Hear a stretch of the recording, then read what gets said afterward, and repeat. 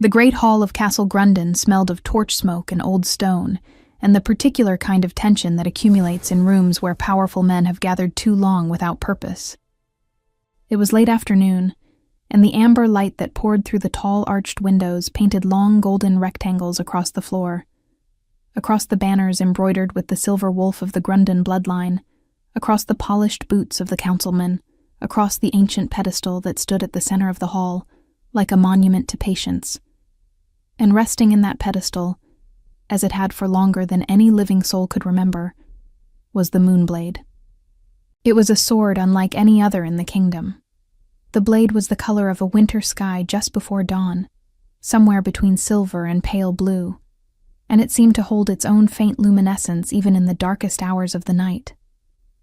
The hilt was carved from a wood no one had been able to identify, dark, dense, warm to the touch despite the cold stone it rested against, threaded with veins of silver that caught the light like a river catching the moon. The inscription along the blade's base had been copied and studied by every scholar in 3 kingdoms, and none had agreed on its full translation, though all agreed on one fragment, chosen by blood, not by force. For generations, that inscription had meant nothing practical. It had been decorative, poetic, the kind of thing that sounds magnificent and obligates no one. Until the day it did. The Alpha Council had assembled that afternoon for routine business. Trade agreements with the Eastern Pacts, a border dispute in the Northern Valleys, the appointment of 2 new garrison commanders. Alpha King Jonas Gitak presided over it all from the great stone throne at the hall's far end. His broad frame settled into the ancient chair, with the kind of ease that spoke not of comfort, but of ownership. Jonas was a man who occupied space differently than other men. Not because he demanded it, though he could, and would if necessary, but because the air itself seemed to rearrange around him, as if the room understood instinctively that this was where the axis of power ran. He was 32 years old, and looked like something carved from the mountains that surrounded the kingdom. Tall, a full head above most of his generals, with the kind of build that came not from vanity, but from decades of actual use. Wide shoulders, arms that had hauled siege ropes and held broken wolves upright and carried more weight than anyone in the hall would dare mention aloud. His hair was gold, the warm, sun-touched gold of late summer wheat, and it fell in loose waves to just below his jaw. Not quite short, not quite long, perpetually slightly disordered in a way that his stewards had long given up trying to correct. His beard was short and precise, trimmed close along the jaw, darkening slightly at the chin, and it did nothing to soften the hard line of his mouth when he was displeased, which today he was, though no one in the room would have guessed it from looking at him. Jonas Gitak was extraordinarily good at looking perfectly calm while being profoundly unhappy. The council proceedings had dragged on for 2 hours longer than scheduled, largely because Lord Cavan, a man who had never in his life encountered a silence he did not feel compelled to fill, had been offering unsolicited opinions on subjects entirely outside his purview. Jonas had been listening with the particular patience of a man who is calculating the exact moment at which intervention becomes necessary, his pale gray eyes steady, his expression unreadable, one thumb tracing slow circles on the arm of the throne. It was during a brief lull, while Lord Cavan paused to refill his goblet, that one of the younger warriors, a broad-chested beta named Rovan, who was known for trying too hard and achieving too little, pushed back from the council table and walked to the pedestal with the loose, self-conscious swagger of someone who has decided to perform an act of spontaneous bravery and is hoping everyone is watching. "I've been thinking," Rovan announced to no one in particular, wrapping both hands around the Moonblade's hilt. "About this old thing." Jonas said nothing. He watched. Rovan pulled. His face reddened. The tendons in his neck stood out. His boots shifted on the stone floor for purchase, and a low grunt escaped him before he seemed to realize he was grunting, and stopped abruptly, releasing the sword and stepping back as if he'd meant to do exactly that. The sword had not moved. It never moved. It had not moved for a century and a half, through the tenures of 4 successive Alpha Kings, through conquests and droughts, and the rise and fall of 3 neighboring dynasties. Warriors stronger than Rovan, warriors stronger than Jonas, arguably, had attempted to extract the Moonblade and walked away with nothing but bruised pride. Lord Vargan, who sat at the council table's left side like a shadow that had decided to put on expensive clothes and attend meetings, allowed himself a thin smile. He was perhaps 50, silver-haired and angular, with the eyes of a man who had spent decades watching other people make mistakes and cataloging them for future use. He considered himself the most strategically intelligent person in any room he entered, and he was right often enough that no one had yet successfully argued otherwise. "Well," Vargan said, his voice carrying the particular blend of amusement and contempt that was his signature register, "perhaps we can put to rest once and for all the romantic notion that anyone is going to pull that sword out. I believe it's been attempted." He made a small theatrical gesture toward the ceiling, as if counting invisible tallies.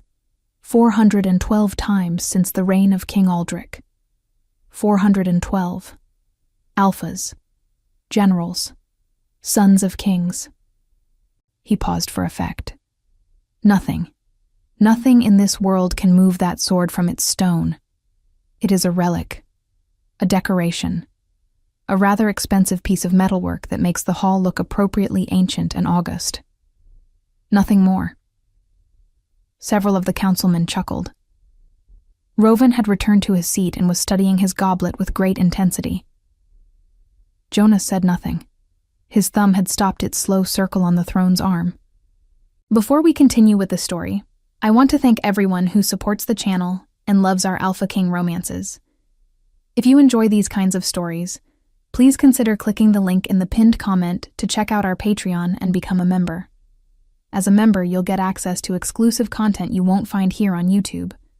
Extended stories, special scenes, early access to new episodes, and complete romance arcs created just for our supporters. As a bonus, you'll also unlock exclusive vampire romance stories, diving into darker, more intense love stories filled with desire, danger, and passion. By joining, you're directly supporting the channel and helping us bring even more immersive stories to life. Let us know in the comments where you're watching from and how old you are. I hope you enjoy the story. He had heard this speech before, variations of it at least, and he had never found it as satisfying as Vargan seemed to.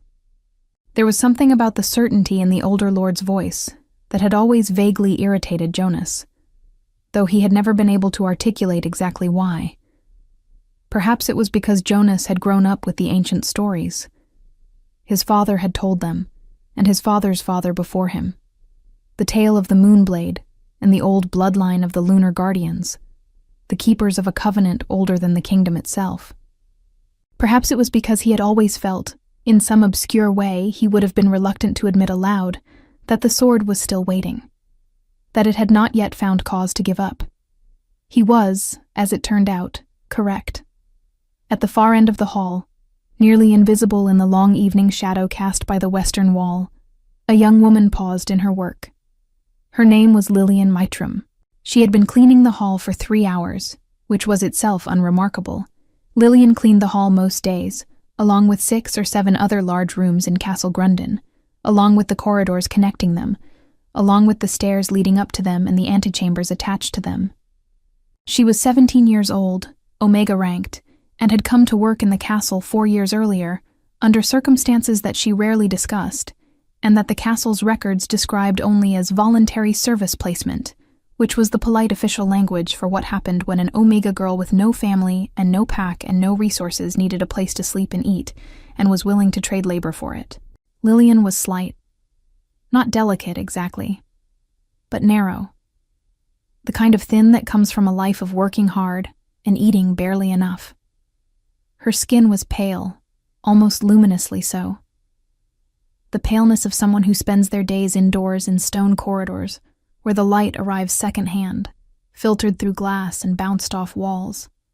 Her hair was white, not the silver white of age, but a true, pure white, the white of fresh snow, of moonlight on still water, and she wore it pulled back into a loose knot at the base of her neck, because loose hair and mop handles do not coexist comfortably. Her dress was red, the kind of red that had once been vivid, and was now the memory of vivid, washed and worn to a faded, fraying approximation of the original color. It fit her well enough in the shoulders, and pulled slightly at the seams in the way of garments that have been mended more times than they were meant to be. She was, in every visible way, the least remarkable person in the hall. She had been aware of the council meeting, of course.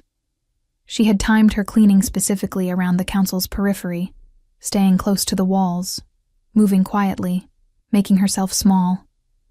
It was a skill she had cultivated carefully over 4 years, the art of being present without being noticed, of occupying space without claiming it, of doing her work so efficiently and so silently that the people around her stopped registering her existence at all.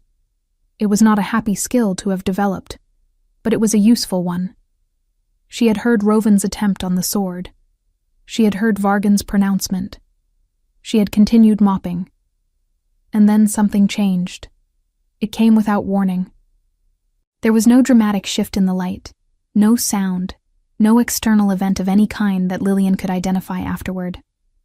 One moment she was moving the mop in its practiced rhythm across the stone floor, and the next moment there was something, a sensation, a pull, a resonance, that moved through her body from the soles of her feet to the top of her skull in the space of a single heartbeat.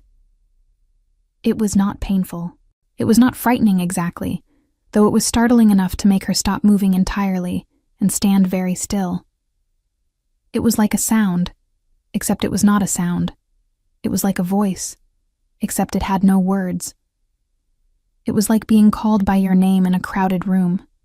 That specific, immediate, unmistakable quality of a summons that was meant for you and no one else. Lillian looked up. The Moonblade was 30 feet away, resting in its stone, gleaming faintly in the late afternoon light. She had walked past it 1,000 times. It had never done this before. She almost looked away. She told herself, firmly, practically, in the sensible internal voice she used to talk herself out of things that were likely to cause problems, that she was tired and her imagination was working overtime and she should finish the section she was on and move to the next room. The pull came again, stronger this time, not frightening, insistent. Like something very patient that has been waiting a very long time and has decided that now, finally, the waiting is over. Lillian set down her mop. She told herself she was not going to touch the sword. She was only going to walk a little closer, just to... She was not sure what the justification was, exactly, and that was already a warning sign. But the reasoning part of her mind was no longer entirely in charge. She walked across the hall. She kept her eyes down. She was aware, peripherally, of the council table 20 feet to her left, of the men seated around it, of the pause in their conversation as she crossed through their field of vision. She felt their awareness of her the way you feel a change in temperature, that specific quality of attention that was also assessment, also dismissal. She heard one of the councilmen laugh. "Now the servants are going to try?" This from a man she didn't recognize. One of the outer pack representatives, she thought, visiting for the trade discussions. His voice had the particular warmth of someone who finds the idea of her genuinely funny. Lillian did not look up. She stopped at the pedestal. The Moonblade was closer than she had ever been to it deliberately. The inscription along its base was legible from here. She had never tried to read it before. Chosen by blood, not by force. The silver veins in the hilt caught the afternoon light and scattered it in small moving patterns across the stone. The pull was very strong now. It was not frightening at all anymore. It felt, in some way she could not explain, and would not have tried to, like coming home. She raised her right hand. Her fingers closed around the hilt. The wood was warm. Warmer than it should have been. Warmer than the stone-cold air of the hall warranted. Warm in the way of something alive. She felt the silver veins against her palm, their delicate raised texture.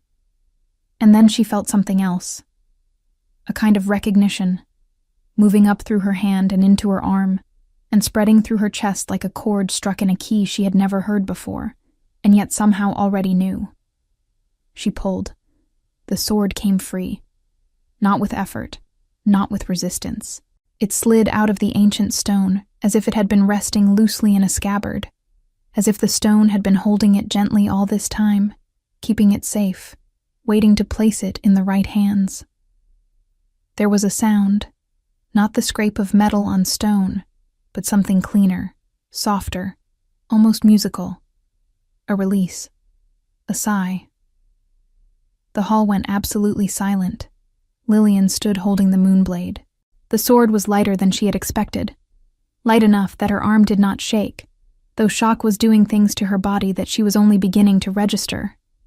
The blade caught the light from the tall windows and reflected it back in long silver arcs across the ceiling and walls. It seemed to pulse very faintly, a rhythm like a slow heartbeat, like the quiet breathing of something immeasurably old. She stared at it. Around her the silence stretched and stretched. Lord Vargan had risen to his feet. Several of the other councilmen had done the same. The outer pack representative who had laughed was no longer laughing. Rovan was staring with his mouth slightly open. Two of the guards near the main doors had taken involuntary steps forward and then stopped, their hands near their weapons but not on them, uncertain what the threat was or whether there was one. At the far end of the hall, Jonas Gitak had not moved. He sat in his stone throne with the same easy, deliberate stillness he had maintained throughout the entire proceedings, and he watched the young woman standing at the pedestal with the Moonblade in her hands, and his pale gray eyes were very still and very sharp, and full of something that was not quite surprise, because he had, on some level he barely acknowledged, been expecting something like this for a very long time. And not quite certainty either, because certainty in this particular moment were still in the process of becoming acquainted. He stood. Not abruptly. Jonas never moved abruptly, which was itself a kind of power, but with deliberate, unhurried purpose, the way a mountain moves when it decides to be somewhere slightly different. Every eye in the hall followed him as he descended the 3 shallow steps from the throne's dais and walked across the floor toward the pedestal. Lillian had become aware, in a distant and secondary way, of the chaos assembling itself around her. The voices rising, the shuffling of boots, the particular quality of shock that a large group of people experience simultaneously, and which has a sound of its own, a collective shift in breathing and posture. But most of her awareness was still occupied by the sword in her hands, by the strange resonance still moving through her, by the disoriented, floating sensation of someone who has just done something they cannot explain, and is waiting for the universe to explain it for them. She looked up when Jonas stopped in front of her. He was close, perhaps 4 feet away, and she had to tilt her head back to meet his eyes, which was disorienting in its own right, because Lillian was not particularly short, but Jonas was very tall, and the difference between his standing in the hall and his walking toward her was the difference between a painting and a person. She could see the precise gray of his eyes, the small vertical line between his brows that was not quite a frown, the way the torchlight caught the gold of his hair. He looked at her for a long moment. Then he looked at the sword, then back at her. "What's your name?" His voice was low, direct, stripped of performance. The question was not rhetorical. It was not condescending. He genuinely wanted to know. "Lillian," she said. Her voice came out steadier than she'd expected. "Lillian Wytram. I work in the East Wing, cleaning mostly." She hesitated, then added, because she was not sure what else to say. "I'm sorry. I don't know why I did this. I heard there was a..." She stopped, because none of the words she had were adequate. "I'll put it back," she said. "You can't put it back," Jonas said. It was not a rebuke. It was simply information, stated plainly. He was still watching her with that focused, unreadable attention, and Lillian had the uncomfortable feeling of being seen very clearly by someone who was very good at seeing things. "What do you mean?" she asked. "It's been in that stone for 150 years. Jonas said. "It has never moved for anyone. Not my father, not his father. Not any alpha, any general, any prince from any pack who has ever tried." He paused. "It moved for you. I don't believe it will go back in the same way it came out." He tilted his head slightly, a small, precise movement. "I don't think that's what was meant to happen." Lillian looked down at the sword in her hands. It was still warm against her palm, still faintly, steadily luminescent. "I don't understand." "Neither do I yet," Jonas said. "But I intend to." Behind them, the hall erupted. It was Lord Vargan who moved first, because Vargan always moved first when he perceived an opportunity to shape events before others had recovered their footing. He pushed around the edge of the council table with the focused energy of a man who has already decided what is happening and simply needs to declare it loudly enough that everyone else accepts his version. "This is irregular," he said, his voice cutting through the growing noise with practiced authority. "The sword's movement needs to be examined carefully before we draw any conclusions. It may be," he paused, selecting the word with visible deliberateness, "a malfunction of some kind.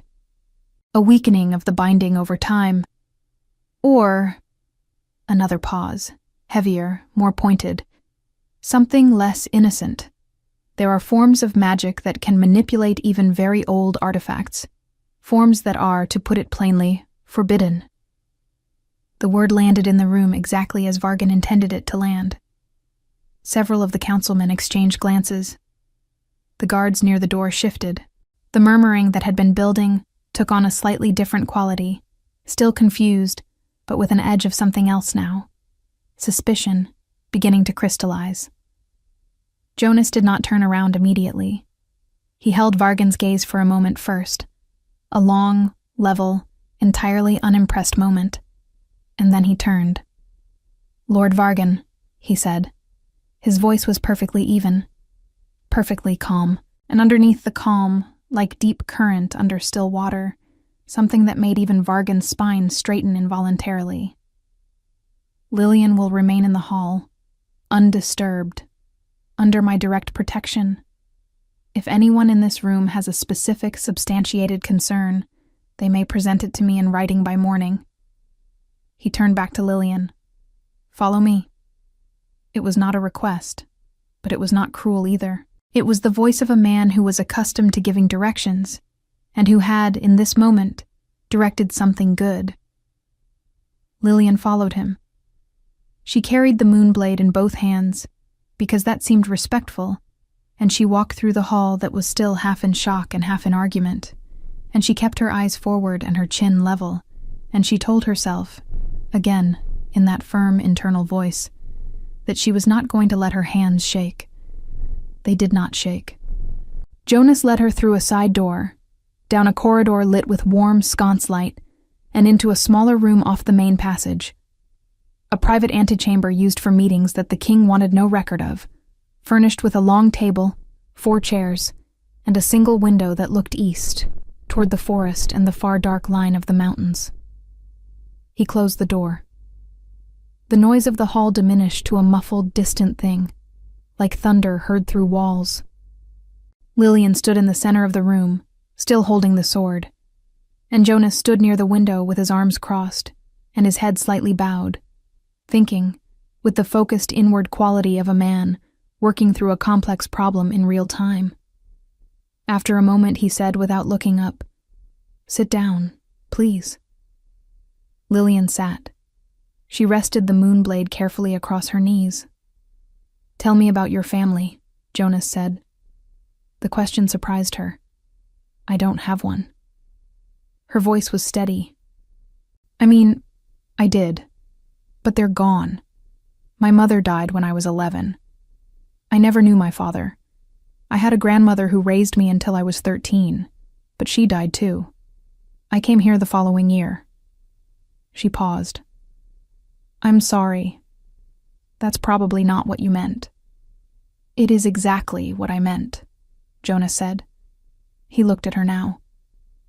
"Your mother? Do you know anything about her origins? Her family name before she married? If she married?" Lillian frowned. Her name was Yitrim too. We all were. I don't know much about before her. She didn't talk about it. She thought about this. There was something she used to say when I was very small. A kind of rhyme, almost. About the moon and the guardians and... Lillian stopped. Jonas had gone very still. Say it, Jonas said. She hesitated. I barely remember it. She used to say it when I was afraid of the dark. Something like, those who carry the moon in their blood need not fear the dark, for the dark was made to show them the way home. She shook her head. I thought it was just something she made up. A comfort thing. Jonas was quiet for a long time. The evening light through the window had deepened to copper rose, and it touched the side of his face and turned the gold of his hair to something richer, warmer. He looked in that light, less like a king and more like a man who had just had something confirmed that he had been half hoping for and half afraid of for a long time. There are records, he said at last, in the castle's oldest archive. Documents that most people have never read, because they're in an old variant of the Western tongue, and require a specific kind of patience to translate. They describe the founding of the Lunar Guardians, a bloodline tasked very long ago with the keeping of certain covenants between the kingdom and forces that most people today would dismiss as legend. He paused. The Moonblade was their charge. The records say it would wait, through any number of generations of dormancy, for a member of that bloodline to present themselves in a time of need. Lillian looked at him. Then she looked at the sword. I clean floors, Lillian said. I know, Jonas said. And something moved in his expression, not pity, nothing so condescending as that, but something gentler and more complex and deeply earnest. That doesn't change what's in your blood. She sat with that for a moment. Outside the window, the last of the sun was withdrawing from the mountains, leaving the sky a deep, clear blue behind it, the first stars pricking through. What happens now? Lillian asked. Now, Jonas said, uncrossing his arms and pulling one of the chairs from the table to sit across from her. The gesture somehow making the conversation feel different, more equal, more honest.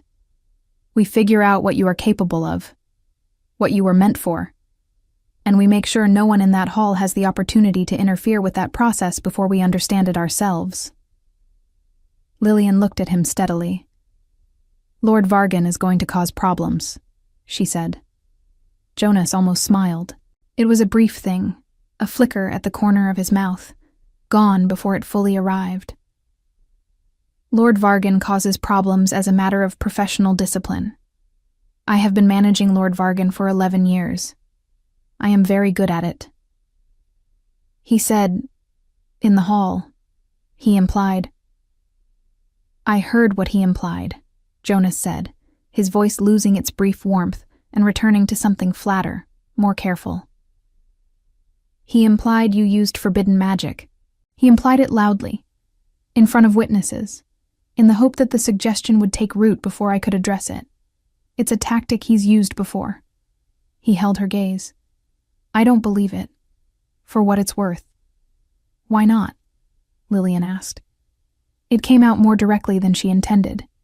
She was not usually this direct with anyone, let alone with the Alpha King. But the question was genuine.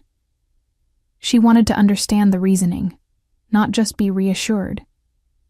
Jonas seemed to appreciate this. He thought about it with real consideration before answering. Because forbidden magic leaves traces, specific ones. I would know. And because... He paused again, the slight vertical line returning between his brows. Because the way you looked when you pulled the sword was not the look of someone doing something deliberately. It was the look of someone being surprised by themselves. He met her eyes. I've spent a long time watching people. I trust what I saw. Lillian held his gaze. She thought about all the things she might say and chose none of them, because none of them were adequate, and sat instead in the quiet of the room while the evening deepened outside the window, and the Moonblade lay warm and patient across her knees. The days that followed were strange and very full. Lillian was given new quarters, not grand, not luxurious, but private, which was its own kind of luxury for someone who had shared a dormitory with 11 other servants for 4 years. The room had a window that faced north, toward the mountains, and a proper bed with a real mattress, and a small writing desk, and a hook on the wall where the Moonblade rested each night, its faint light like a night lamp, steady and gentle.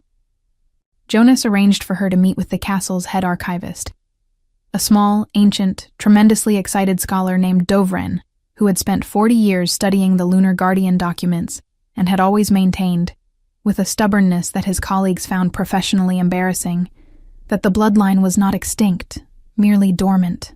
The look on Dovren's face when he was told who Lillian was and what had happened was one of the purest, most uncomplicated joys Lillian had ever witnessed in a person.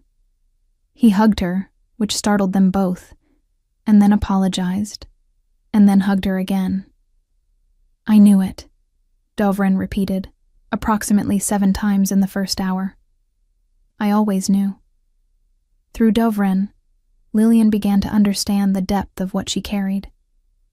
The Lunar Guardian bloodline was ancient, older than the kingdom, older than the current ruling structure, old enough that its origins were partially mythological and partially documented and entirely extraordinary.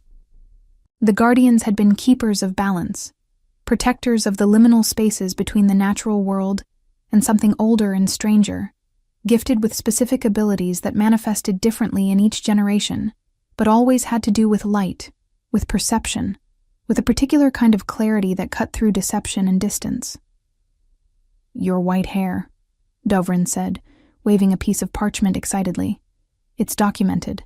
Almost every Guardian, when the bloodline was active, had some visible marker. White hair, silver eyes, markings. The dormancy suppresses it. But when the blood wakes," he gestured at her hair as if it were both evidence and trophy. "There you are." Lillian sat with all of this. She was not, by nature, a person who adjusted to dramatic new information quickly. She processed things slowly, quietly, thoroughly, the way you would work through a difficult piece of music, bar by bar, returning to difficult passages, making sure each one resolved cleanly before moving on. Meanwhile, Jonas trained her. This was, of all the new elements of her life, the strangest. He came every morning, just after dawn, to the practice courtyard behind the east wing, a graveled space enclosed by old stone walls and a climbing rosemary that had overtaken the southern wall entirely, and smelled, in the cool morning air, like something between the sea and a forest. He came without his guards, without any of the marks of office that he wore in the council chamber, in plain working clothes, dark trousers, a loose-collared shirt, boots that had been repaired rather than replaced. He looked, in the pale early light, not like an alpha king, but like a man who had chosen to be somewhere specific, and was simply there. The first morning, he handed her a practice sword. Lillian had never held a sword in her life, which she told him plainly. "I know. We'll start from the beginning." He was a patient teacher. She had expected him to be efficient and possibly impersonal. He was, by reputation, someone who valued competence and measured it ruthlessly. But in the practice yard, with her, there was a quality to his attention that was different from what she had seen in the council chamber. Concentrated, yes. Precise. But also genuinely interested. He watched the way she moved, the way she held the practice sword, the angle of her wrist and the set of her feet, with the focused attention of someone learning something rather than evaluating it. "Your center is here," he said on the third morning, standing behind her and placing one hand very briefly, very precisely, at the small of her back. It was a clinical gesture, the kind a swordmaster uses to indicate alignment, but Lillian felt it in a way that was not quite clinical, that ran up her spine and into her shoulders, and she focused very hard on her posture for approximately 30 seconds before she trusted herself to think about anything else. "Better," Jonas said. They talked during the training sessions. At first about technique, the mechanics of grip and stance and movement, the logic of how the body works as a system, how the Moonblade, with its particular weight distribution, required adjustments that a standard sword did not. But gradually, the conversations widened. She told him about the castle, about what it was like to move through the spaces he occupied as someone invisible. He listened to this with an attention that she could feel, a genuine present attention that was slightly painful, because she was not used to it and did not quite know what to do with it. "Tell me something you've noticed," he said one morning, the practice sword lowered, the session winding down. "About the castle. Something you don't think I know." She thought about it. "The servants know when you're in a bad mood before you arrive in any room," she said. "They can tell from how the guards at the east gate are standing. If the guards are at parade attention, everyone knows to stay out of the main corridors for the next hour." Jonas stared at her. Something that was absolutely a smile moved across his face this time, slow and warm and completely unguarded. "That's remarkably specific intelligence." "Servants notice patterns," Lillian said. "Apparently," Jonas said. And then he looked away, because the smile had lasted slightly longer than he had intended it to, and he was not quite ready to examine what that meant. Lord Vargan had not been idle.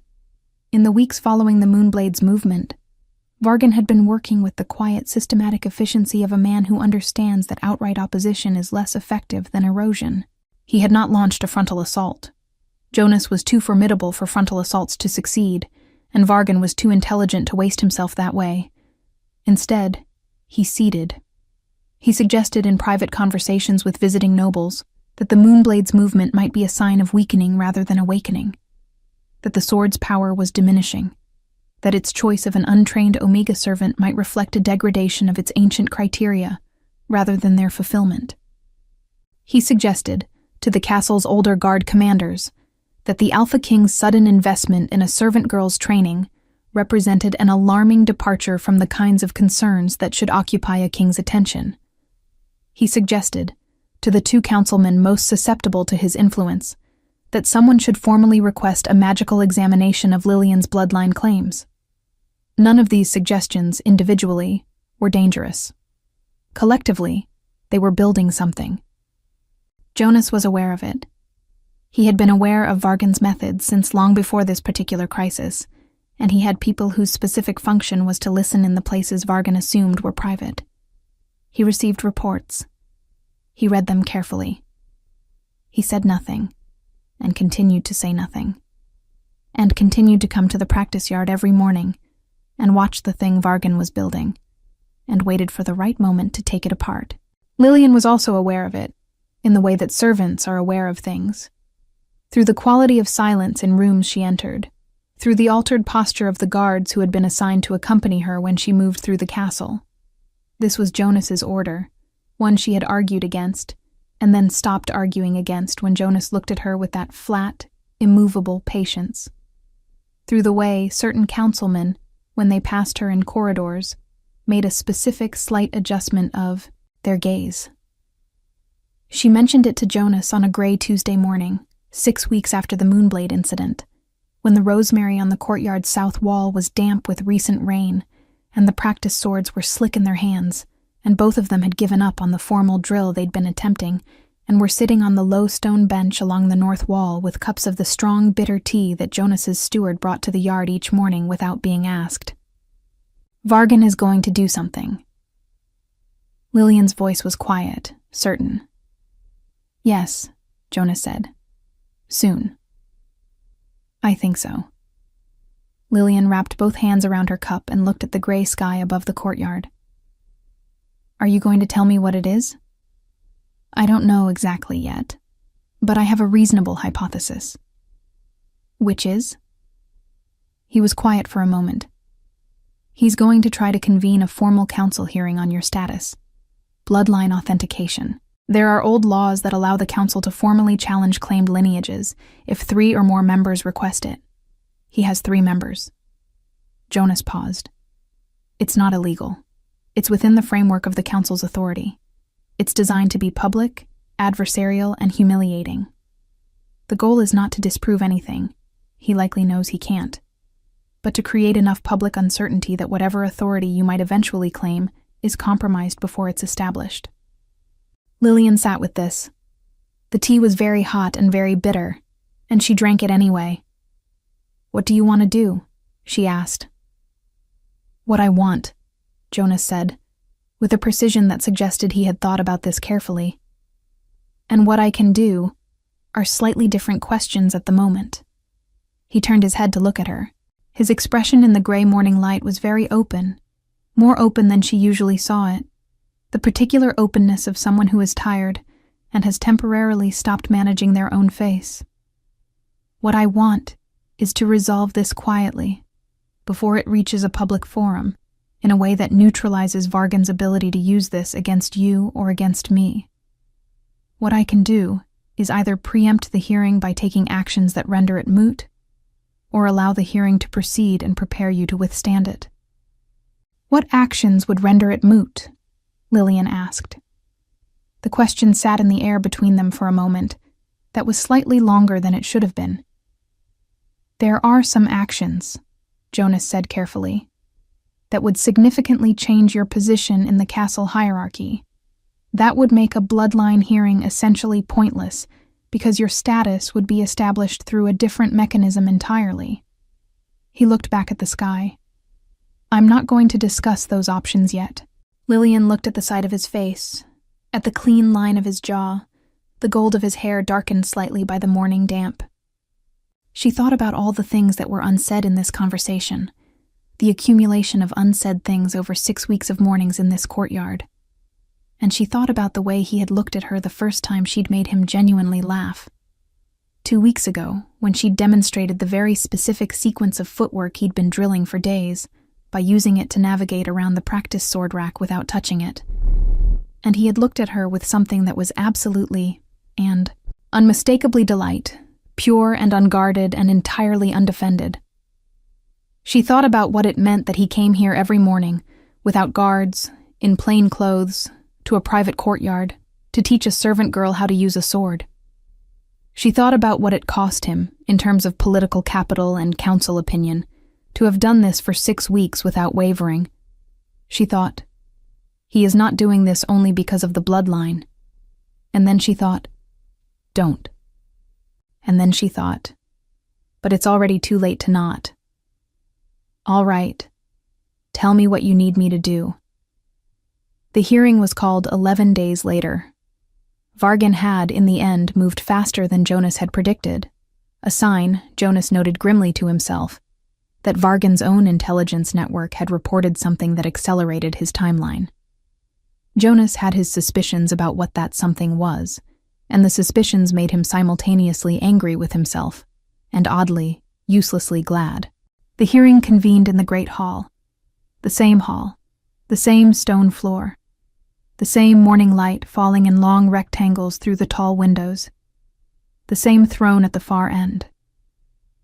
The pedestal where the Moonblade had rested was now empty, its stone surface unmarked, looking like nothing so much as a wound in the middle of the floor. The hall was full.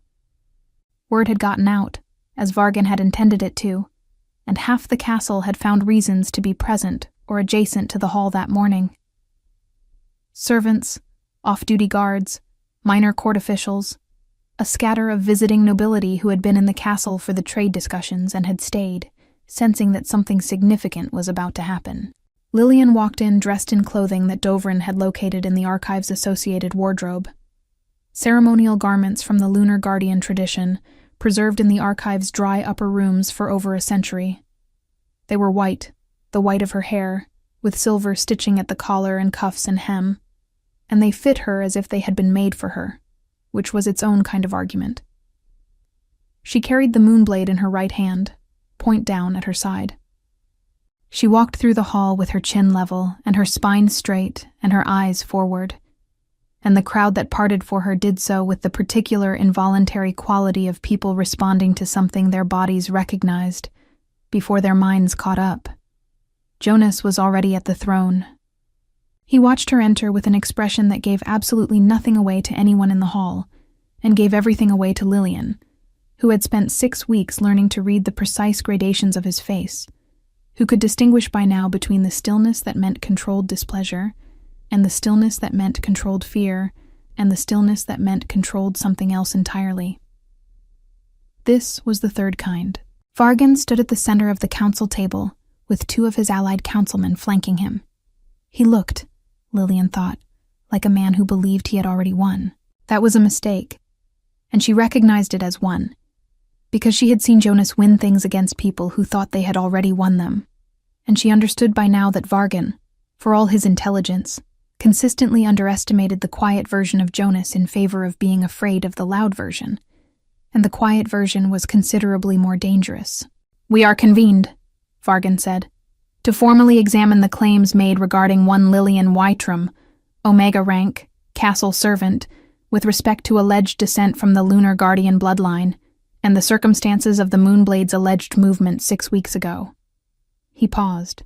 The word alleged, repeated twice, was doing careful structural work. The Council has the right under the Charter of Grundon, Article 14, to request formal examination of any bloodline claim that may affect the distribution of rights, titles, or sacred artifacts within the kingdom. Jonas said, "The Council does have that right. I acknowledge it." The slight surprise this produced in Vargan was barely visible, but Lillian caught it. He had expected opposition. Preemptive opposition. The concession wrong-footed him slightly, which was exactly why Jonas had made it. "Then we proceed," Vargan said, recovering. What followed was 2 hours of rigorous, occasionally hostile examination that Lillian had, over the previous 11 days, prepared for in the most thorough way she knew how, by learning everything she could, from every source available, about the Lunar Guardian lineage, its markers, its history, its documented individuals. Dovrin had been her primary resource, and Dovrin, who had been waiting his entire professional life for exactly this moment, had proven to be a teacher of almost alarming efficiency when properly motivated. She answered questions about the bloodline's history with a precision that clearly unsettled Vargan, because he had been expecting gaps, and the gaps were not there. She answered questions about the Moonblade's documented behavior with a specificity that drew murmurs from the crowd, because she cited sources that she named and located, and that Dovren confirmed, standing at the side of the hall with his hands clasped, and his expression radiating the satisfaction of a vindicated scholar. And when Vargan, shifting tactics, asked how she could possibly explain the convenient timing of the Moonblade's response, why, after 150 years, it had chosen to respond now, in this moment, to this specific individual. Lillian was quiet for a beat, and then spoke. "The records say the Moonblade responds in times of need. I can't tell you what the sword perceived or knows that I don't. What I can tell you is that I have never sought power. I did not come to the castle looking for a sword. I came looking for a place to sleep and work. If there is something in my blood that called to that sword, I did not put it there, and I did not choose it." She paused. "I'm told that's rather the point." The hall was very quiet. Jonas, on the throne, was still. But the corner of his mouth, she caught it very briefly, moved. Vargan made one more play. His expression had shifted now from the confident assurance of the hearing's opening to something more careful, more controlled. He said, in a voice calibrated to sound like reasonable concern, "The Alpha King's personal interest in this woman's training and advancement is well known to everyone in this hall. I raise no question about his character." The construction of the sentence made clear that the absence of a formal accusation was doing heavy lifting. But I ask whether it is possible that sentiment has influenced the handling of this case in ways that may not serve the kingdom's best interests. The hall was very, very quiet. Jonas stood. He did not raise his voice. He did not need to. The hall was already silent, and he was already occupying it completely. And when he spoke, every word arrived with the weight of absolute authority, not the authority of title, but the older, harder authority of someone who is telling the truth and knows it. "Lord Vargan," he said. "You have been a member of my council for 11 years. In that time, you have served the kingdom in many ways, and I have valued your counsel on matters of strategy and governance. I say this to be precise about what I am also saying, which is that I have observed this morning something that this council cannot accommodate: the deliberate, sustained use of council authority to persecute an individual for reasons that have nothing to do with the kingdom's interest and everything to do with your own discomfort at the possibility that power might reside where you did not put it." Vargan opened his mouth. "I'm not finished," Jonas said. One quiet, flat sentence. Vargan closed his mouth. "The bloodline evidence is documented and corroborated. The Moonblade's response to Lillian Yitram was witnessed by every member of this council and half the castle, including you.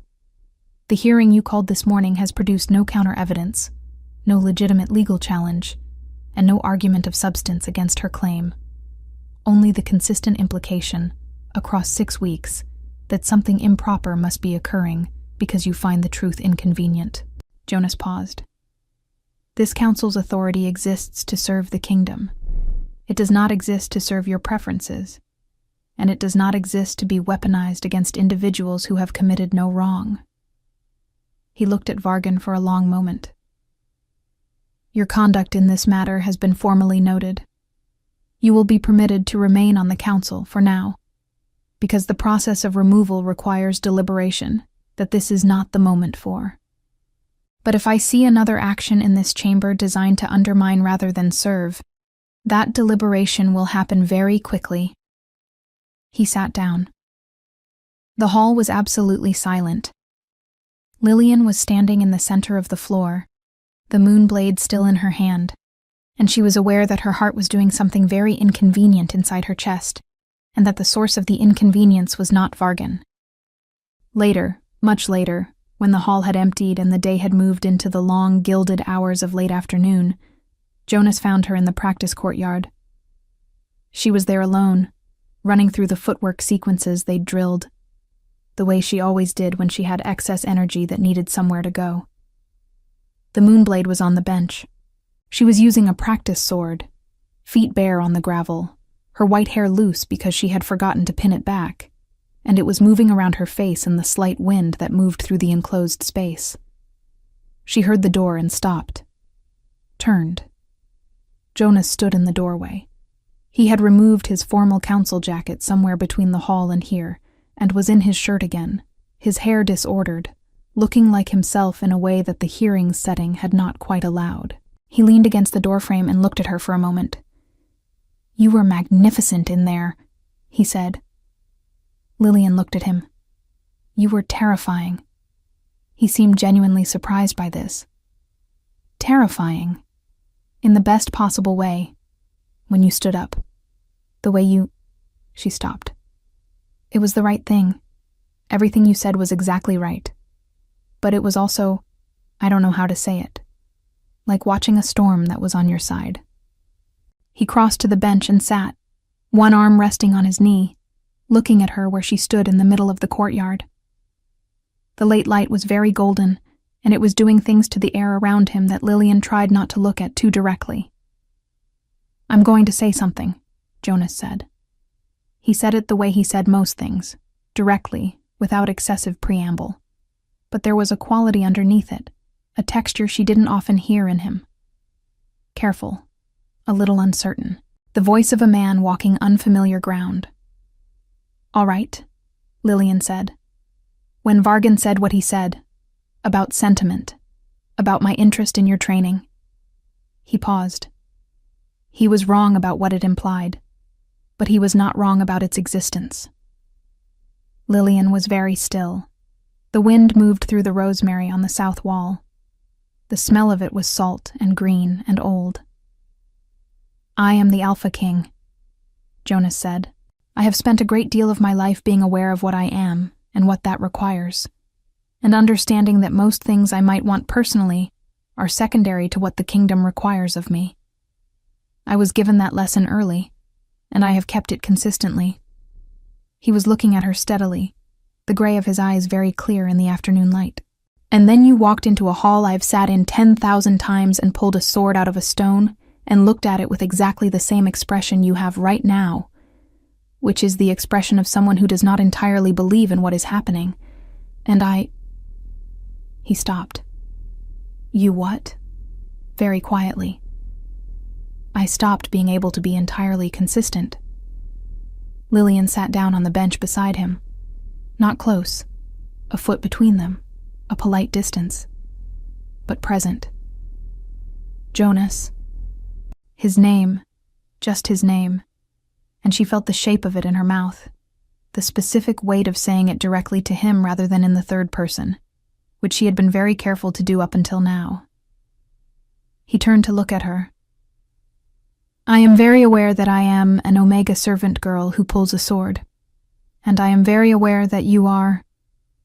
She made a small gesture that encompassed all of him, the entirety of what he was, all of this. And I am also very aware that this is either one of the most complicated situations I could possibly be in, or one of the simplest, and I genuinely cannot tell which. Neither can I, Jonas said. Though I suspect the simplicity is what's real, and the complication is what we've constructed around it. That's a very optimistic interpretation, Lillian said. I'm an optimist, Jonas said. She looked at him. He looked at her. Somewhere in the courtyard, a bird called once and was quiet. What do you want? She asked. To be honest with you, he said, and to have time, to not rush this into something it should arrive at on its own, and to not lose it by being so careful about the rushing that it never arrives at anything. He tilted his head slightly. Is that a sufficient answer? It's a very precise answer. I'm a precise person, Jonas said. She almost smiled. Not quite. The almost smile pulled at the corner of her mouth, and he watched it with an attention that made her want to look away, and also not look away. All right, Lillian said. All right, he agreed. And that was all, for the moment. But the moment was full. The seasons turned. Winter arrived at Castle Grundon with its particular severity. Deep snow in the valleys, ice on the mountain passes, the long dark evenings when the torches in the hall burned all day, and the fire in the great hearth was never allowed to go out. Lillian learned that Jonas slept badly in winter, that he woke before dawn most mornings, and often did not go back to sleep, that he was found in his study at 3 a.m. reading reports or, more often than the reports, the old Guardian texts, annotating them in his precise, cramped handwriting in the margins. She knew this because Dovren, who was also a poor sleeper and frequently found in the archive at inconvenient hours, mentioned it to her with the casualness of someone who considered it important information and also thought it was her business to have it. She began to leave things outside the study door. Not gifts, exactly.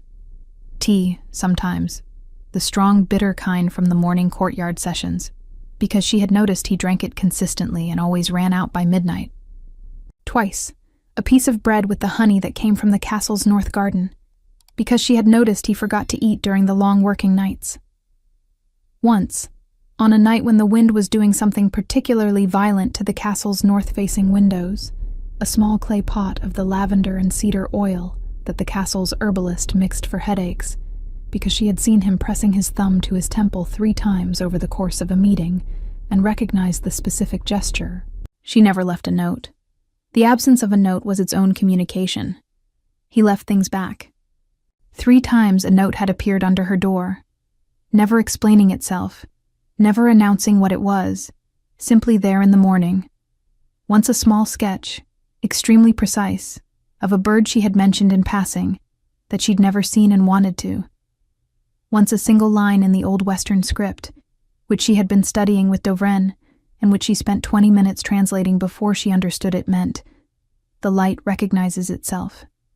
And once simply a key, small and bronze, that she spent a full day trying to identify before she realized it opened the East Tower's observation platform, which was locked to everyone except the king, and which had the best view of the mountains anywhere in the castle. She went up that evening at dusk.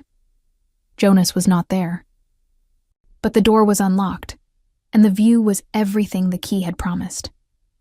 The mountains turning pink and gold, and then blue in the failing light, the valleys white with snow, the faraway thread of the river running black through the ice fields, the first stars arriving one by one in the immense and patient sky. She went up every evening after that. Sometimes alone, sometimes not. The first time she arrived to find Jonas already there, she stopped in the doorway. He was standing at the platform's eastern railing, his coat collar turned up against the wind, looking at the mountains, and he did not hear her arrive over the sound of it. She stood for a moment, watching the back of him, the set of his shoulders, the gold of his hair moving in the wind, and felt something that she had been very carefully not naming for several months, with the same focused precision she applied to everything, and decided in this moment not to keep not naming it. She walked to the railing beside him. He turned when he heard her, and his face in the last light did the thing it sometimes did. That brief, entirely unguarded opening, the expression underneath the expression, and then settled into the quieter version of glad. "Hi," Jonas said. "Hi." They stood together at the railing and watched the mountains go from pink to gray to the deep, luminous blue of winter dusk, and the stars came out one by one, and the wind moved through them, and Lillian's shoulder was 4 inches from Jonas's arm, and then 3, and then 2, and at some point Jonas's arm shifted and she was inside it, and neither of them said anything about it, and the mountains were very beautiful and very still. "I'm afraid," Lillian said, at some point, to the mountains. "Of what?" Jonas said to the mountains. "Of being wrong about this. Of misreading something. Of—" she paused, honest. "Of wanting something very much and being wrong about whether I'm allowed to have it." "You're not misreading," Jonas said. "You don't know what I'm reading." "I think I do," Jonas said. She looked at him. He was looking at her now, not at the mountains. And the expression on his face was the most honest thing she had ever seen. Stripped of the careful management of the council chamber and the quiet authority of the practice yard. Stripped of everything except what was actually there, which was quite a lot, and all of it directed at her with a precision that made her chest ache with the complexity of being fully, unhesitatingly seen. "I don't know how to do this. I haven't had. There was no one before. Who—" She stopped. "I'm trying to say that I'm inexperienced at this in ways that are likely to create difficulties." "So am I," Jonas said. She looked at him with some skepticism. "Not in the same ways," he acknowledged, "but in the ways that matter for this specifically. The being honest about it, the not knowing exactly what to do with it. Yes." He held her gaze.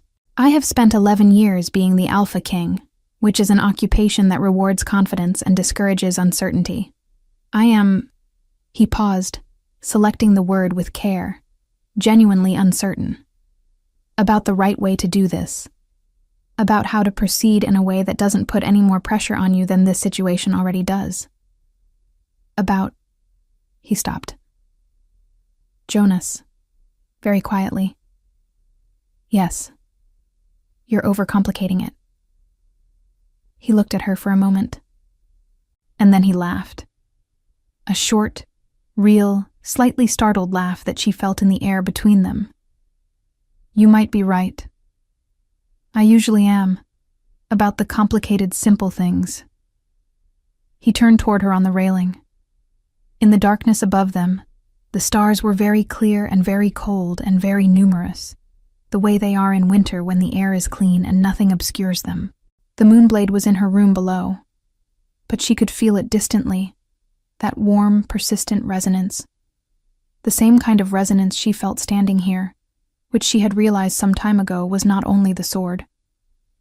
"Lillian," Jonas said. "Yes."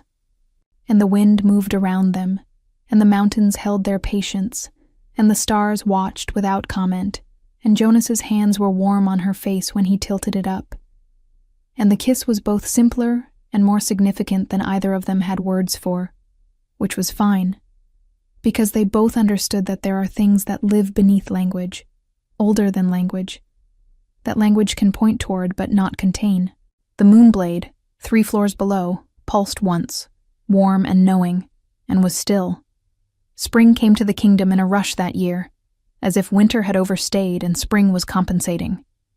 The snow in the valleys retreated quickly, and the mountain passes opened 2 weeks earlier than usual, and the flowering trees along the castle's south wall went from bare to white to green in what felt like a single week, and everything smelled of rain and new earth and the particular specific sweetness of things that have been waiting. The council had stabilized. Vargan was still there. Jonas had been serious about the deliberateness of removal. But he was diminished, his allies quieter, the certainty gone from his public manner. He had made one more attempt, in early spring, to re-raise the question of the bloodline hearing, and Jonas had addressed it with a brevity and clarity that had effectively ended the subject in the chamber. Vargan attended meetings. He said less. Lillian had begun working with the small group of scholars and practitioners that Dovran had assembled. People who had been studying the lunar guardian tradition from the outside for their entire careers, and were now able, for the first time, to study it from the inside.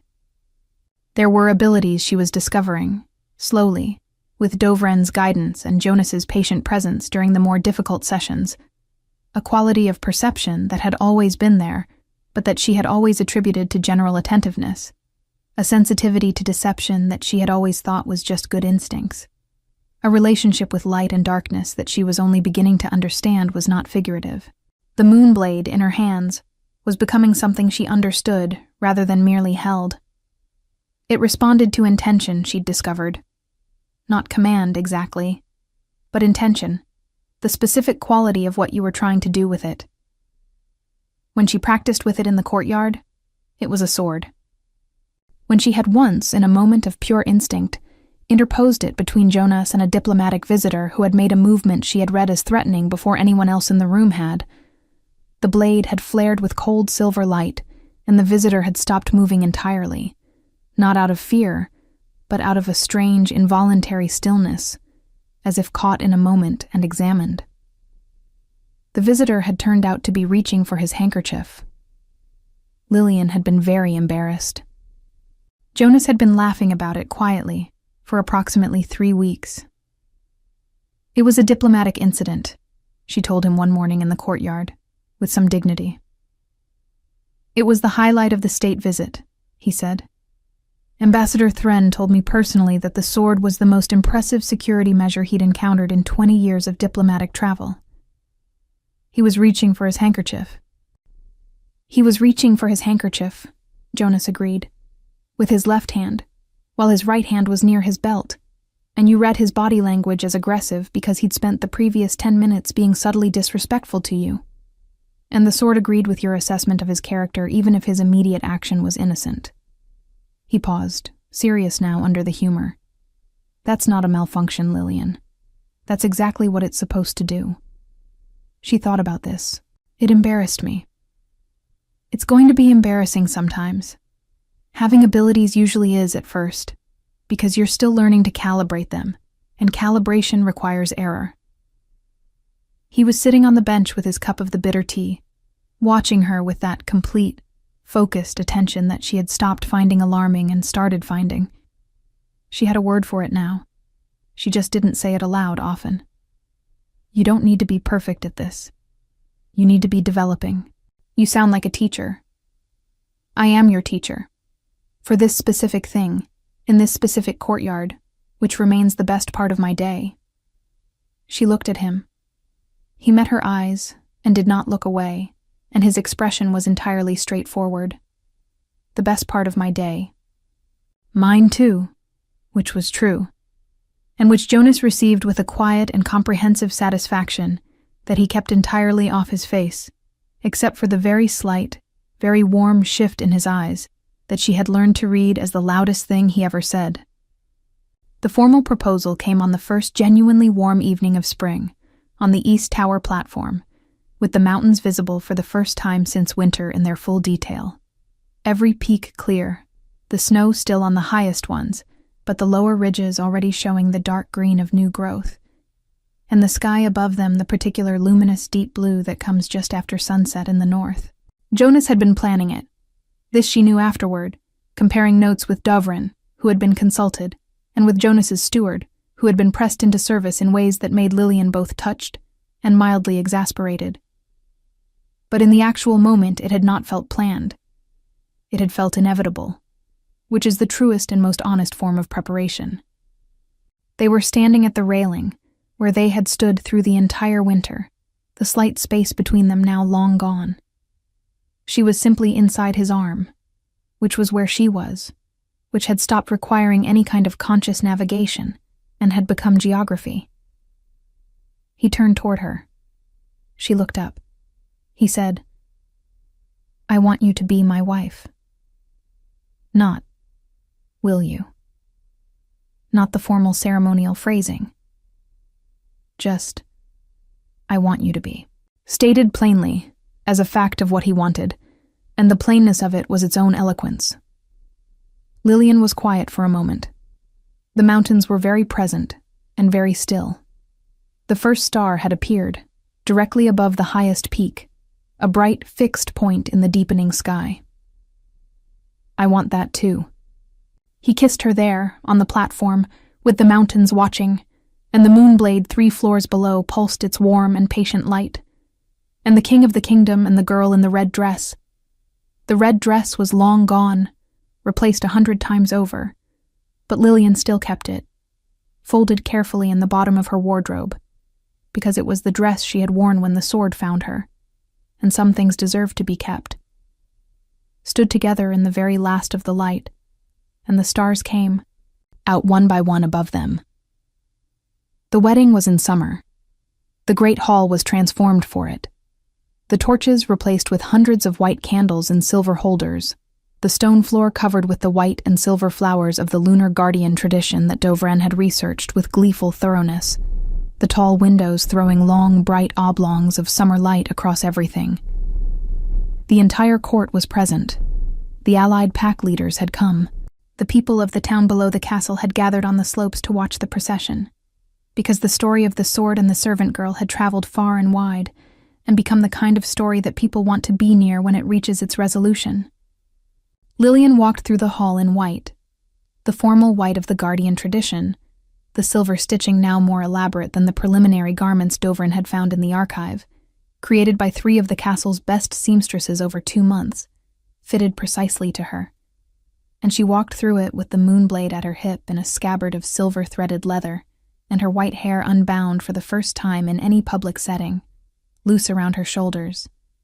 And she looked like something ancient and new simultaneously, like something that had been waiting to arrive and had finally done it. Jonas stood at the hall's center, having declined the throne dais for this specific occasion, with a directness that his master of ceremonies had spent 2 weeks arguing against, and had ultimately given up, and he watched her walk toward him with an expression that gave nothing away, and gave everything away.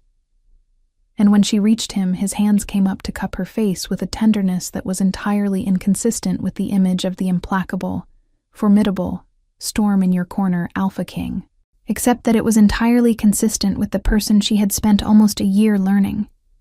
And she knew now that the tenderness and the storm were the same person, that the ferocity he showed the world and the gentleness he kept for her were both true, both him, both full.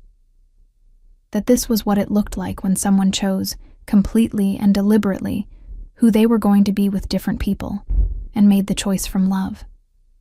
The old ceremonial words were spoken.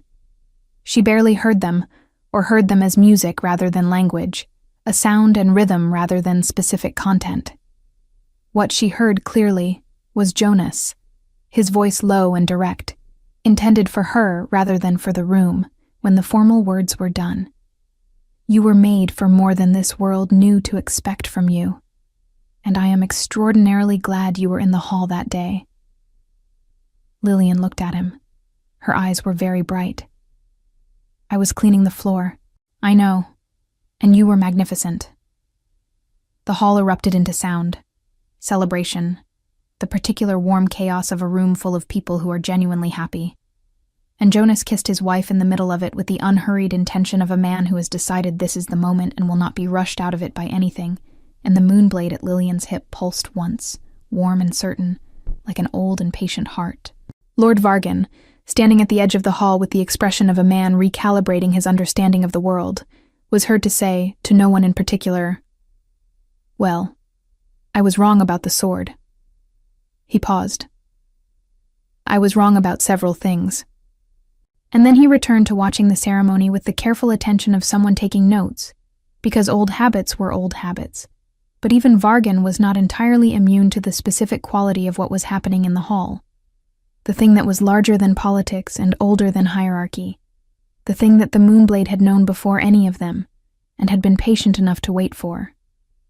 He raised his cup. Autumn came, and with it a different kind of news. Jonas received it in the way of someone who had been hoping, and had not entirely allowed himself to believe the hoping was reasonable. And the look on his face when Lillian told him was the most entirely undefended thing she had ever seen on a human being. Joy, pure and simple, with no management and no qualification, streaming out of him like light through a window when the shutters open. He sat down. He was still holding her hands. He looked at their joined hands, and then up at her face and back at their hands, and his mouth was moving very slightly without producing words, which Lillian found extraordinary and wonderful, because Jonas always had words. "Say something, gently." "I'm trying." She waited. He started, stopped, tried again. "I have fought battles.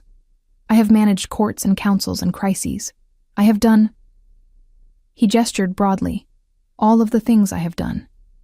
And I have never—" He looked at her. His eyes were very bright.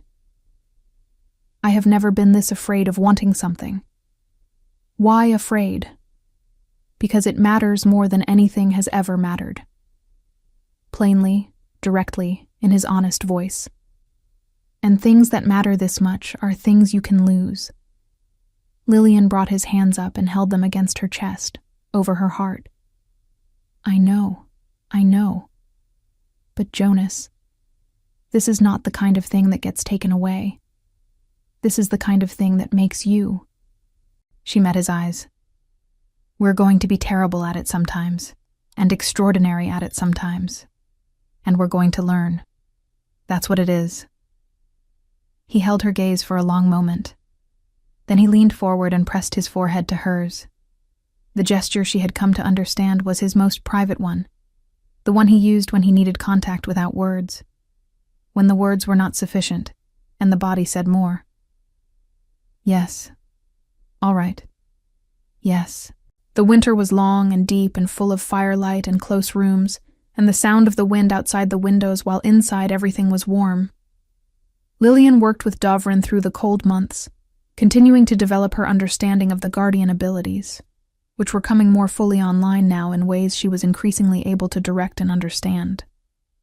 The Moonblade had begun to respond to her in the practice yard, with a fluency that Jonas observed with a combination of pride and something that was almost, very slightly, competitive instinct. She had recently bested him in 3 out of 5 sessions, a fact he acknowledged with the dignity of a man who is genuinely pleased and somewhat unwilling to show quite how much. "You're better than me," he told her one morning in the practice yard, in a tone of voice that made the statement sound like a fact, and also like a compliment, and also like a man making peace with something that was giving him more joy than trouble. At the sword, not at most other things. At the sword is the thing that matters in the practice yard, and in the field, if it comes to it. Let's hope it doesn't come to it. It might. The light in the courtyard was winter silver, thin and clear. "There is a situation developing in the south. I haven't told you all of it yet, because I wanted to be certain of the intelligence first." "Tell me now," Lillian said. he told her. She listened with the focused attention she gave to everything. The particular quality of someone who genuinely hears, rather than merely waiting for their turn to respond. There was a faction in the Southern Territories, historically allied, that had been making movements inconsistent with the existing treaty. A pack lord named Kethin, ambitious and recently emboldened by a change in his pack's internal leadership, had been testing the border agreements in small ways that were individually deniable and collectively significant. "He's not going to attack," Jonas said. "Not directly. He's too clever for that. He's going to provoke until we respond incorrectly, and then use our response as justification for escalation." He paused. "I've been here before with him. He's patient. More patient than Vargan." "What do you need?" Lillian asked. Jonas looked at her. "For now, information. Someone who can read a situation accurately, without the political coloring that my generals bring to everything." He paused, and there was something in his expression that she recognized as a question being asked without quite being spoken aloud. "You want me there?" "I want your perception there," Jonas said.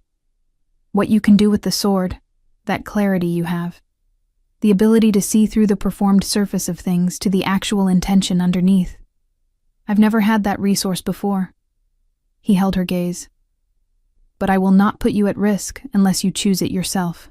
Lillian thought about this for approximately 4 seconds. When do we leave? The campaign, such as it was, did not become a war. This was partly due to Jonas's strategic judgment, which was as good as his reputation suggested. It was partly due to the quality of his generals, who were loyal and capable. And it was, in a significant and undeniable way, due to Lillian. She was present at the diplomatic meeting with Kethin's representatives, present as the Alpha King's wife, the Queen, the guardian of the Moonblade. And she read the room with a precision that the room was not built to conceal. She told Jonas afterward, in the private tent that evening while the fires burned low, exactly what she had perceived. Where the deception was, where the genuine concern was underneath it, what Kethin actually wanted, versus what his representatives had said he wanted. He wants recognition. That's the core of it. He wants to be treated as an equal. The territorial pressure is leverage for a negotiation he doesn't know how to open. Jonas stared at her. That matches something in the intelligence reports I hadn't been sure about. Because it's the thing nobody says out loud. It's the thing underneath the thing they say. The negotiation that followed, Jonas, direct and unadorned, meeting Kethin's fundamental need without yielding anything that actually mattered, lasted 2 days and produced an agreement that held for the following decade. Kethin, for his part, returned from the meeting slightly dazed and entirely uncertain why he felt more satisfied than he'd expected, which was how Jonas's best negotiations tended to leave the other side. They rode back to the castle in early spring, the road still muddy from snowmelt, the light thin and hopeful. Jonas rode beside her, and they talked about the meeting, and about the treaty terms, and about the beauty of the mountains in early spring when the snow is still on the peaks, but the valleys are showing their first green. And then they did not talk, and the silence was full and easy. The silence of two people who know each other well enough that quiet is also a conversation. At one point Jonas looked over at her, and she looked back at him, and neither said anything, and both were smiling.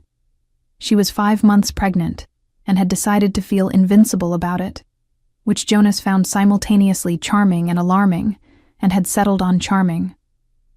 The child was born in high summer, in the long golden afternoons when the south-facing rooms were full of warm light, and the climbing rosemary was at its most emphatic, and the air smelled of heat and flowers and something very alive. She arrived with a quality of announcement, a child who had decided, even in the first moments, to be fully present, and her hair was pale gold, her father's gold, already curling, and her eyes when she opened them were a clear gray like Jonas's, but with something deeper in them, some quality of light. They named her Sarah. Dovrin said the name meant princess in one of the oldest root tongues, which he found entirely fitting. Jonas held his daughter for the first time with the careful, complete attention he brought to everything that mattered. Both hands, good support at the head, perfectly still, his expression entirely unguarded, and consisting entirely of the kind of wonder that cannot be performed. Lillian watched him from the bed, exhausted and entirely awake, and thought, "Here is the man who is ferocious for the kingdom, and gentle for me, and now will be both and all and everything for this small person who has no idea yet how thoroughly she is loved." "Hello," Jonas said to his daughter. His voice was very quiet, the quietest she had ever heard it. "I've been looking forward to meeting you."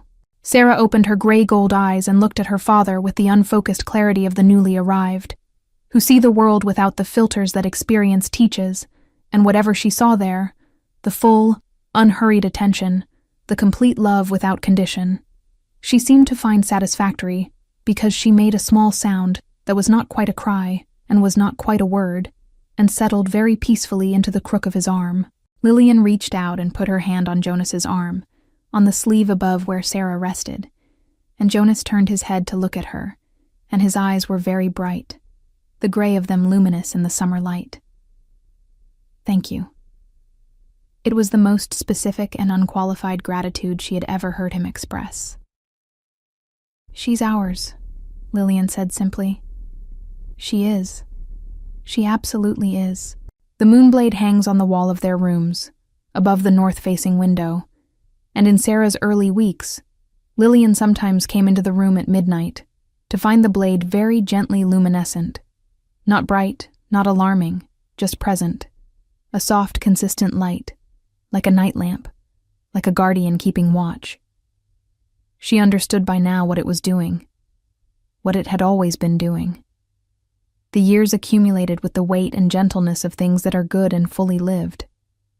Sarah grew, a child who moved through the world with her mother's precise attention and her father's deliberate certainty, which Dovrin said made her essentially unstoppable, and Jonas said made her essentially exhausting, and Lillian said made her entirely herself, which was what mattered. There were more council meetings and diplomatic crises and long evenings on the East Tower platform, watching the mountains change through their seasons. There were arguments, real and sometimes difficult and always resolved, because Jonas's ability to be still with difficulty and Lillian's ability to name things plainly made them better at conflict together than either had been separately. There were mornings in the practice courtyard, long after the formal training was unnecessary, simply because the courtyard had become theirs, a space belonging to the hours when the light was pale and the day was still potential. There were nights on the platform, many, many nights. Lord Vargan eventually resigned from the council, not disgraced, not expelled, but tired, in the way that men who have spent decades fighting eventually get tired of what they've been fighting for.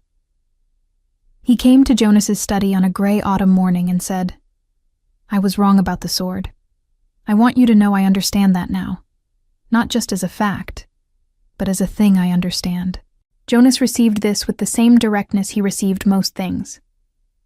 "Thank you." Vargan looked at him for a moment. "She's remarkable." A recognition that had been forming a long time and was finally being stated. "I know," Jonas said. Vargan nodded and left. And that was the end of that particular story. Sarah, at 7 years old, walked into the archive one afternoon and sat herself down at the table with the serious purpose of a person who has made a decision. "I want to learn everything."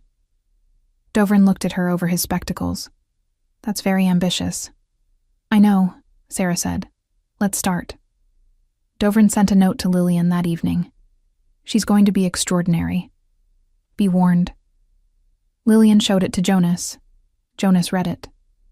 Then he looked across the room to where their daughter was sitting cross-legged on the floor with one of Dovrin's books about lunar guardian history, reading with a focus that precluded awareness of anything else in the room, her pale gold curls falling around her face, her gray gold eyes moving steadily across the page.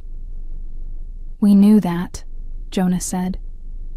"We did," Lillian agreed.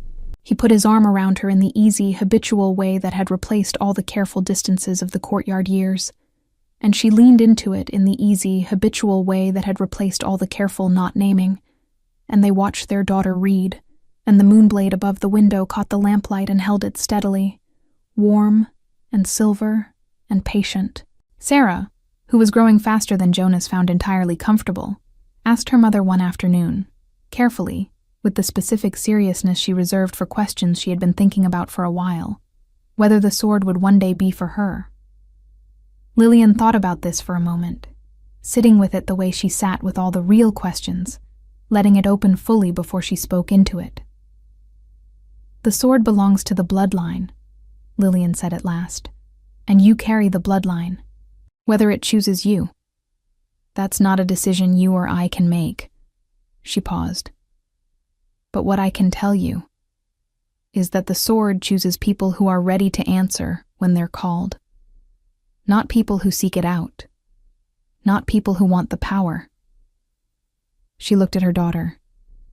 "People who hear the call and answer it honestly, even when they're not sure what it is." Sarah considered this with the deliberate thoroughness of a child who would not accept a vague answer. "How do you answer honestly if you don't know what it is?" "You do the thing that feels true," Lillian said, "even when you can't explain it, even when it's strange and people laugh." She met her daughter's gray-gold eyes. "Especially then." Sarah nodded, once, with the decisiveness of someone filing something important for later. Jonas, who had been listening from the doorway, went to the window and stood there for a moment looking at the mountains. Lillian came to stand beside him, as she always did, and his arm came around her shoulders. "Do you think she'll be ready?" he said. "She's already ready," Lillian said. "She just doesn't know it yet, which is exactly the right time." Below the castle, the town gathered its warm lights as evening came on, and the valleys filled with the soft blue of dusk, and the mountains held their immense and patient witness to the life that moved through the castle above them.